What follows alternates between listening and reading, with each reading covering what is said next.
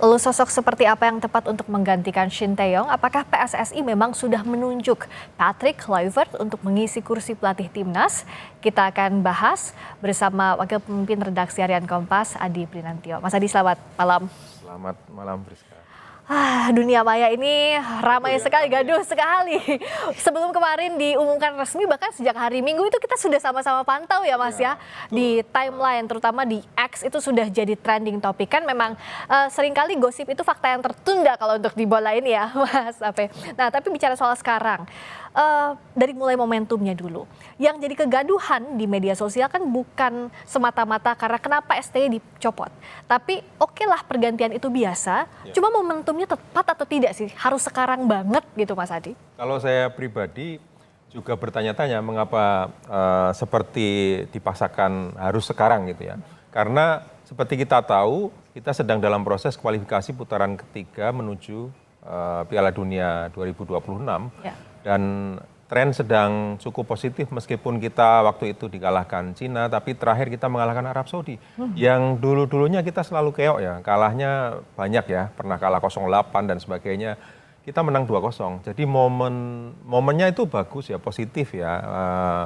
Dan kita akan menghadapi dua laga krusial, menghadapi Australia away, dan kemudian di Jakarta akan melawan Bahrain yang waktu itu kita sebetulnya disebut-sebut hampir menang, seharusnya menang, tapi kemudian gaduh juga waktu itu, akhirnya seri. Tapi seri di kandang Bahrain dan kemudian menahan seri Arab Saudi di kandang di Riyadh, itu juga sebuah achievement menurut saya pribadi ya. Sehingga momen ini seharusnya kalau mau misalnya ada memang skenario penggantian atau rencana penggantian oleh PSSI dan itu memang prerogatif PSSI, itu mengapa kok tidak dilanjutkan sampai Shin Tae-yong menyelesaikan kualifikasi Piala Dunia gitu, apapun hasilnya. Kalau misalnya positif, ya bisa ditinjau ulang, bisa dilanjut. Tapi kalau memang selesai di putaran ketiga, ya memang baru disitulah Shin Tae-yong target tidak tercapai begitu ya Mas ya? Target tidak tercapai, katakanlah seperti itu. Nah, memang saya sih menilai dunia maya sekarang yang sangat heboh seperti tadi Friska sebut, X dan sebagainya itu bisa jadi berpengaruh ya. Tapi saya sih berharap PSSI cukup mandiri dan independen untuk memutuskan hal ini dan ada pertimbangan-pertimbangan yang memang tidak bisa ditolerir menurut saya. Tapi mungkin tidak semua bisa dibuka kepada publik ya. Dan kita berharap sebetulnya semua itu yang terbaik untuk sepak bola Indonesia ya. Jadi siapapun pelatihnya semoga bisa membawa timnas lebih baik, tim Merah Putih, tim Garuda. Meskipun kita bertanya-tanya mengapa harus sekarang Shin Tae-yong diganti, karena he already do a lot ya for our national team menurut kita semua. Dalam pandangan saya juga setidaknya melakukan peremajaan tim di beberapa kesempatan dan kemudian menangani fisik pemain yang mungkin kontroversial juga, tapi seperti itulah karena memang bahan baku dari pemain kita sendiri mungkin kurang bagus karena kualitas kompetisi domestik yang belum optimal dan itu juga PR menurut saya. Jadi timnas memang seharusnya produk dari kompetisi nasional yang berkualitas. Kalau kompetisi kita masih belum optimal, rasanya PSSI juga jangan menanggalkan kerjaan itu. Kalau itu tidak diprioritaskan, maka kita akan terus pusing dengan siapa pelatih yang ideal. Karena bukan itu saja ya Mas ya. Betul. Nah kalau bicara soal apa yang terjadi di ruang ganti, ini kan sering atau bahkan kita mendengarnya jadi narasi alasan digantinya Shin Tae-yong. Kalau PSSI bilang bahwa ada masalah strategi, komunikasi, dan program. Nah kalau Kompas membaca bagaimana dinamika di ruang ganti dan dinamika dalam timnas ini, apakah se-urgent itu untuk mengganti Shin Tae-yong? Ya memang kalau kita mengamati Shin Tae-yong memang selama ini masih menggunakan bahasa Korea gitu dan itu terjadi berlangsung sejak 2021 ya. Artinya kalau kita hitung sampai 2024 sudah mencapai 3 tahun. Dan selama 3 tahun itu ada beberapa pencapaian yang menurut saya cukup krusial. Dengan Vietnam kuda hitam baru di Asia Tenggara, yang dimana kita sebelumnya sering kalah. Di era Sintayong beberapa kali kita menang, meskipun dengan 1-0. Ya. Meskipun di terakhir di kejuaraan ASEAN kita kalah. Tapi beberapa kali di laga krusial dan kompetitif itu kita mengalahkan Vietnam. Ya. Lalu catatan saya pribadi adalah ketika fisik dibenahi, pemain kita tidak melempem atau tidak berkurang performanya di menit-menit krusial seperti menit 70. Ada rotasi juga oleh Sintayong, tapi menurut saya fisik yang dipoles oleh Sintayong itu juga berguna ya, bermanfaat gitu. Dan itu di laga-laga penting sangat berperan. Lalu yang ketiga meremajakan tim ya. Jadi di AFF 2020 misalnya itu kita bermain dengan rata-rata usia 23,8 tahun. Sementara di penampilan sebelum-sebelumnya itu rata-rata 25 tahun. Jadi menurut saya perencanaan Sintayong itu untuk jangka panjang itu sebetulnya positif. Memang di mana-mana pelatih tim nasional itu kursi panas ya, sehingga memang kontroversial. Sedikit saja tidak sesuai begitu ya. Sedikit saja tidak sesuai ekspektasi, pasti catatannya panjang. Omelannya panjang, tapi sebetulnya dia sudah berbuat yang terbaik, itu gampang terhapus, gitu. Gampang terhapus. Nah itu memang siapapun yang menjadi pelatih tim nasional pasti juga akan mengalami hal itu. Kita juga ingat bahwa Luis Felipe Scolari dulu juga diminta melatih Chelsea juga nggak betah. Jadi banyak pengalaman. Itu memang kursi panas lah kalau bicara soal pelatih timnas. Nah, kalau apa kata PSSI, anggota Exco PSSI Ray Sinulinga menyebut bahwa penggantian STI ini karena PSSI ingin memiliki tim kepelatihan yang memiliki leadership dan kemampuan teknis. Arya menyebut calon pengganti STI juga calon asisten pelatihnya merupakan sosok level tinggi di sepak bola Belanda. Kita ikuti.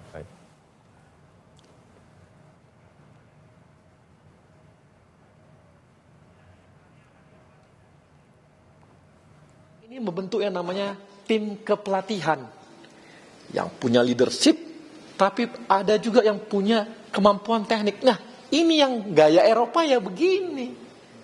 Akan beda kalau kita lihat cara di Indonesia yang selama ini dianggap head coach-nya itu ya udah seperti itu aja.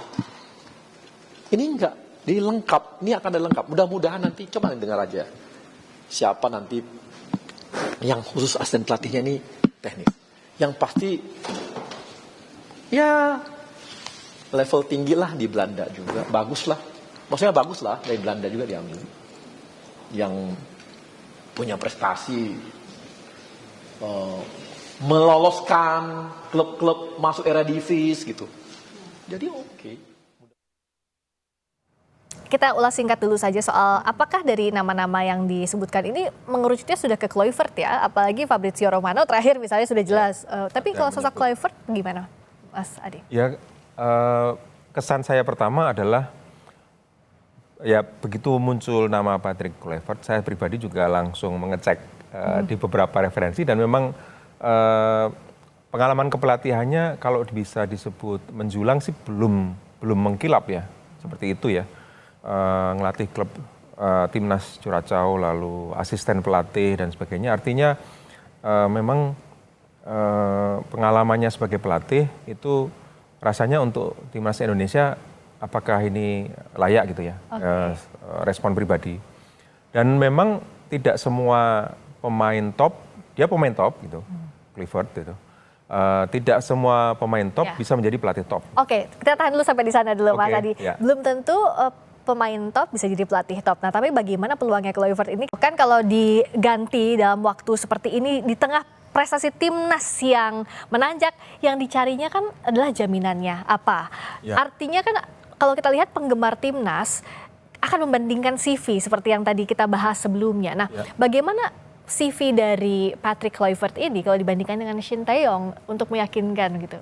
Ya, kalau Sintayong kita bisa melihat bukti sebelumnya ketika melatih timnas Korea Selatan negaranya sendiri, mengantarkan Korea Selatan waktu itu mengalahkan Jerman di Piala Dunia 2018 ya di Rusia. Jadi menurut saya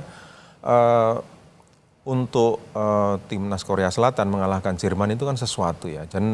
Dan rasanya ada beberapa perubahan yang tadi sudah sempat saya sebut, artinya leadership itu Sintayong sebetulnya sudah ada dan dia sudah punya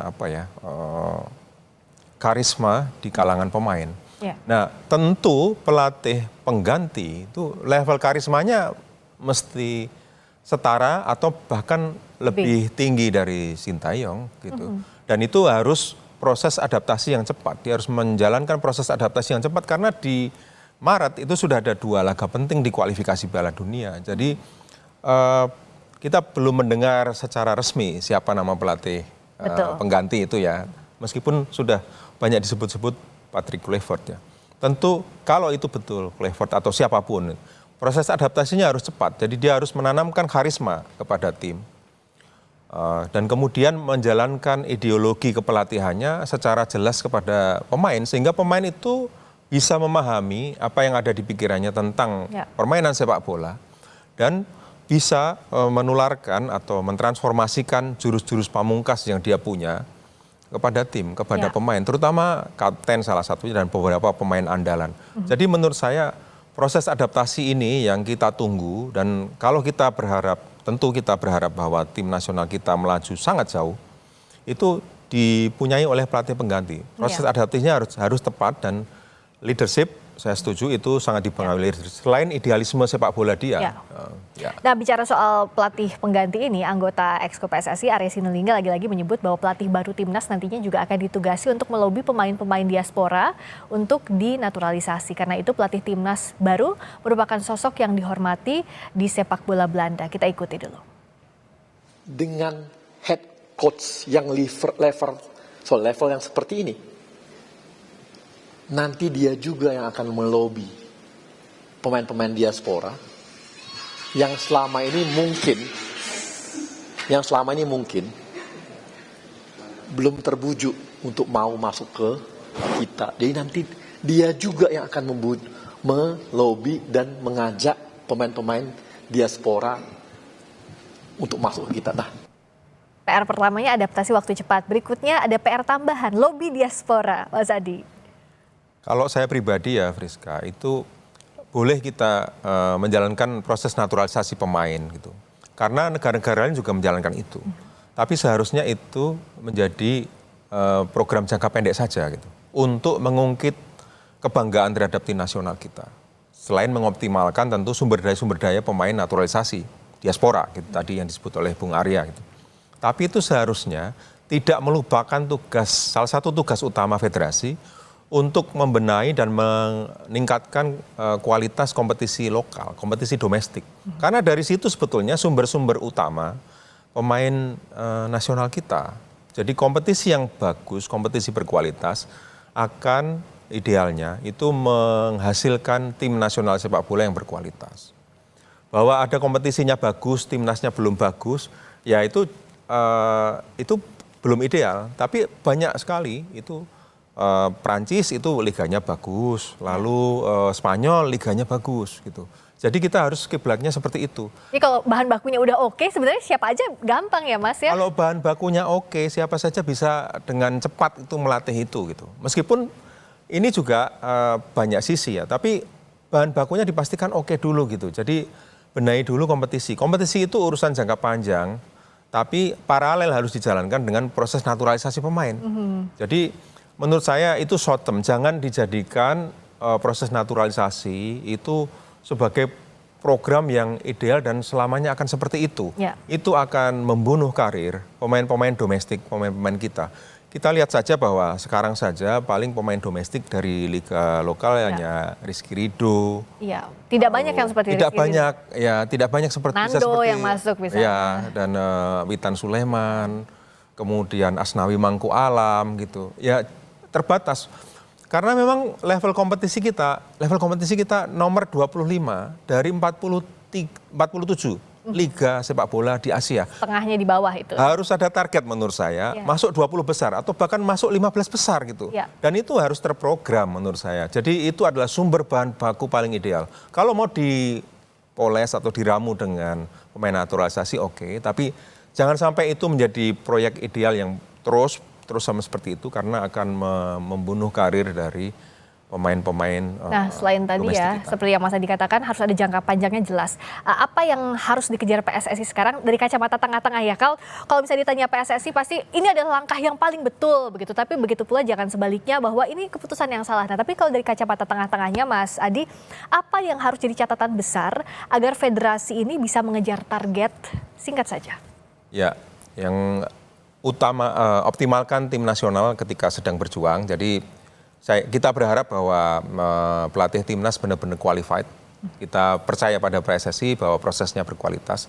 Tapi yang jangan juga dilupakan adalah pembinaan sepak bola nasional dengan meningkatkan kualitas kompetisi domestik. Ya, pembinaan sepak bola nasional itu ya Mas ya harusnya yang dikejar. Saya bold and underline. Ya, bold and underline untuk kita pembinaan sepak bola nasional agar kita punya bahan baku yang bagus untuk mencari timnas yang bisa memperkuat Indonesia. Terima Betul kasih. sekali. Mas Adi Prinantio, Wakil Sama-sama, Redaksi Harian Kompas telah bergabung di Sapa Indonesia Malam.